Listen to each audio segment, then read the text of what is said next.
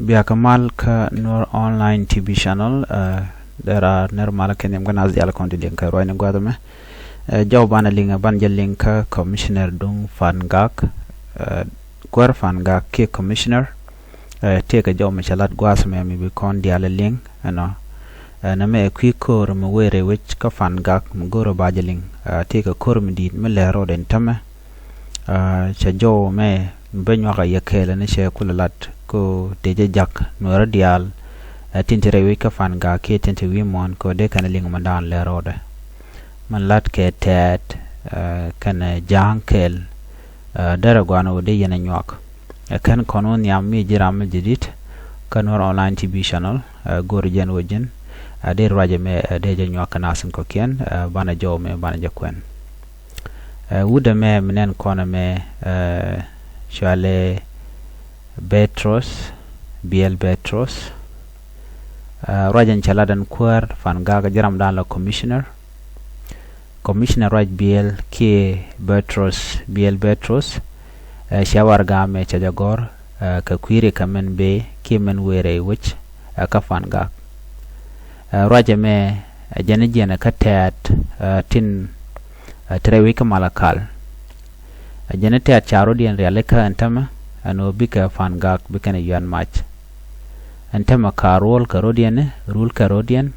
kamalakal ko bika fangak bika ne bedak ta chicken mobilization chicken alert ne ti shop ke kine diok wonyam command shop ko dang baro ke kidba kui compact but agenta estimation te ngwada mo she kula don ne sharo ya lekatama ka destination ke gwada na buka wutene buka na daka doran ta continent maka fangak shi commission jalar no kore me dong de rajan kore jak ka tet dara kore jak ka tet ka konit tintere wi ka fangak re doran melet kene ba fangak ba je dil dak ki buka na ngar bukan dul ke bukan ka wang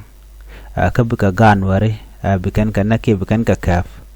alo bikan ka displace ka roja dana jikane me jikana matpin en kuäär fangak Betros bieel Betros ki Ruac Biɛɛl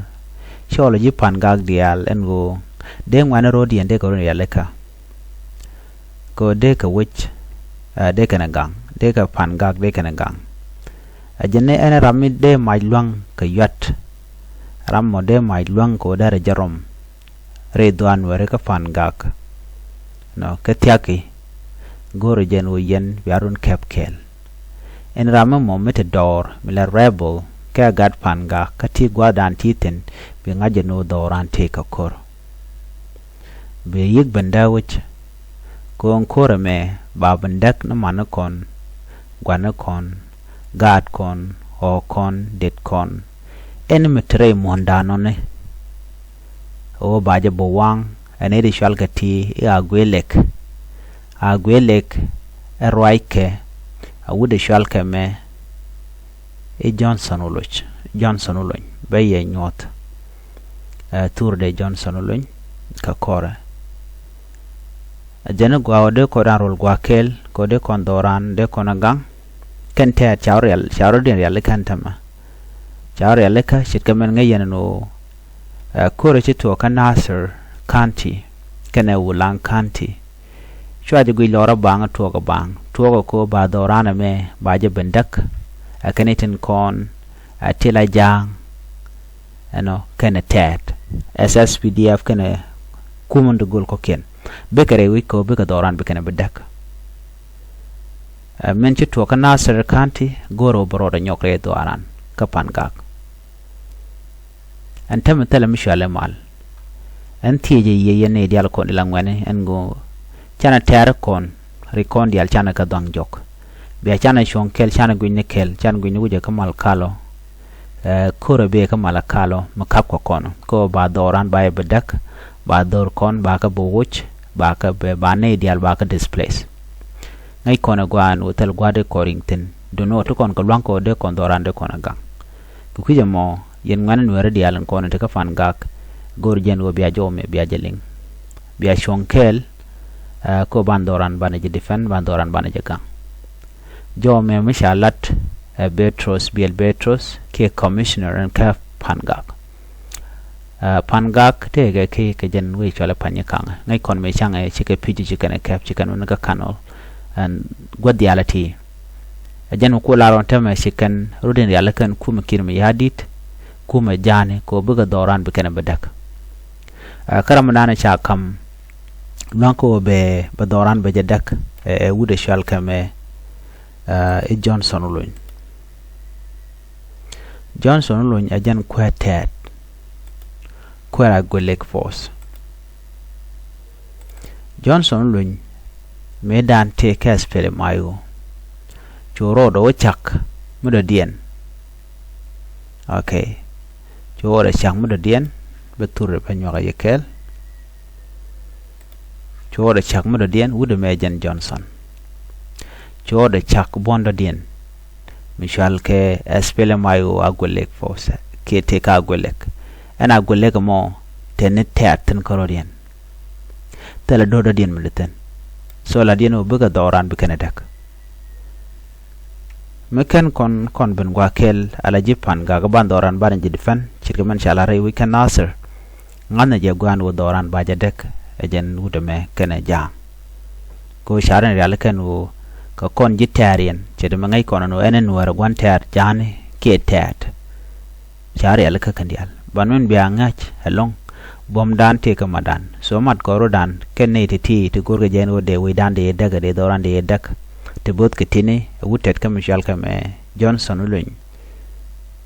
gorga jeno de kon chong bom kaka ko de kon ka joj so yen wadi al konti lenga jowo me ena jowo chano ngena gwado me Ramadan Ruac meteka jowo me mugo kon le lingane Ramadan la commissioner dung fangak chale Ruac Biɛɛl ke Betros ajala commissioner ke kuäär din jen ga fangak ajan teka jowo mutoba mare jam kane diala konti lenga thoknath ko teka kormu we rewi ka fangak ko kormo goro ne diala konti le gat fangak ko de ko diala ka mishaga mai luangi ka yat mishaga rodo blanco dong de we de deri depan gor jeno banaren lat kwat kel ja jomo che kwen ne me chalat ko kume kirme yadit she gorno ke jar wona me kan ron kin dangro jandangro bakale kan na ben badon wara be jadil dak ko bokole te ka do mi mo ba kuäär be jakan alo ka banan wara ka bom chiya ngaje no jan januari shaka dak ka fangak ador kel mishale le kirme yadi deno ador me hostile kantik ka kuma kirme yadi TSS PDF lat kana o te galwan ko dere jadak jen me kuyene te kana me la plan ken o ban wer ba kana plan ken jikan kantis ne ti shop ka bangwan jikan ka sideline ano kantin te ka hostile kanti ke ka kantini te jak te Nuer rejecten chicken Nuer categorize into two take a bad Nuer a good Nuer bad Nuer and Nuer dan and look jang need tinte ka resistant ka jang ti look naga dan nak Nuer chol kan no ke bad Nuer chala da wuri chol ga doctor lumoro Nuer do dien and Nuer chol kan Nuer magwa ki good Nuer and Nuer dan no gon nakadam manen Nuer kin nakashe manen Nuer ka tel malare shunga kel ke kirme yadit ke ka jang jowo me jen jowo ranji kana da kum kirme yadit so ko kiji montama chare ala kan wo biken fangak biken dak ko la kana gorno bika dor kel dol Nuer biken dak bi ko wo dor do dien se me kan nase ci kana dagan tama no a ci ngaru den leg jok no mo jen dan let kana ba ngo bika fangak biken dak biken manakon gwanakon nya manakon da manakon aram mani o kon en metere mo dana be kan yik joch be kan doran kan dak me kan koran kon kapchong en kuma kirme yadit be succeed in everything ka be kon chutelwa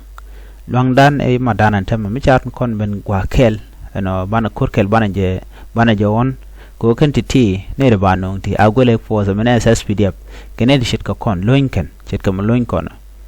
so shi ne de bere mo dana ba kon be terrorize ke ba kon benak ke shoot ko e ko kon Nuer ke chal kon bet people till Nuer So any kume mukuna categorize into two daga community ni daga dorkel. So namo kume mejiha kume nang na the managing where moment kwidamo bejina gwada dana changaje no shenwarti chaganak. So na me jenjo rana changun a commissioner Ruac Biɛɛl dung fangak county be anyok na sin ko kien ko berong kan ideal ko do badan en chelat keje. So agenda na go de nyo yakel ana ban jigum rodien biatemal bye bye.